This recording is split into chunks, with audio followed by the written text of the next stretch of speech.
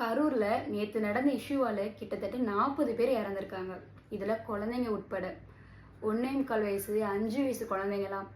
அந்த 1.25 வயசு குழந்தைக்கு என்ன தெரியும்? அது கேட்டிருந்துச்சா, நான் இந்த மாதிரி போகணும், என்னை கூட்டிட்டு போங்க அப்படின்னு. இதே ஒரு 8-9 மாசத்துக்கு முன்னாடி சென்னையில ஏர் ஷோ கண்டக்ட் பண்ணியிருந்தாங்க மெரினா பீச்சில். ஸோ அதுக்கு நாங்களும் போயிருந்தோம். எங்களுடைய 3 வயசு குழந்தையும் கூட்டிகிட்டு போயிருந்தோம். இதே மாதிரி கூட்டத்துக்குள்ளே சிக்கி தவிச்சு ஒரு சின்ன ஏரியாவில் அப்படியே லாக் ஆகிக்கிட்டோம். வெளியே வரவும் முடியல, பின்னாடி போகவும் முடியல. பயங்கரமாக லாக் ஆகிட்டு மூச்சு கூட விட முடியாமல் எப்படியோ உயிர் பொழைச்சி வெளியில் வந்துட்டோம். அப்போ கூட 5 பேர் இறந்து போயிருந்தாங்க. அந்த நியூஸ் எல்லாருக்குமே தெரியும், எல்லாருமே பார்த்தாங்க. அப்படி பார்த்துருந்தோம், எப்படி ஒரு அவேர் இல்லாமல் குழந்தைங்களை கூட்டிகிட்டு போனாங்க அப்படின்னு தெரியல.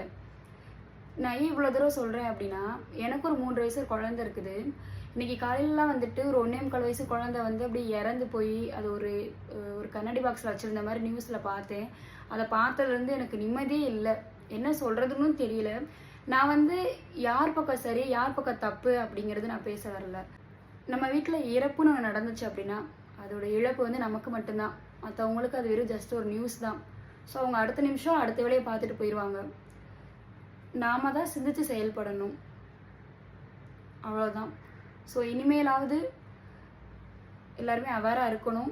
குழந்தைங்கள பார்த்து எல்லா இடத்துக்கும் கூட்டிகிட்டு போகணும். ஸோ ஏன்னா அவங்களுக்கு வந்துட்டு சின்ன குழந்தைங்க தானே, அவங்களுக்கு ஒன்றும் தெரியாது. கீழே விழுந்தா கூட அவங்களால எந்திரிக்க கூட தெரியாது ஒரு கூட்டத்துக்குள்ளெல்லாம் போகும்போது.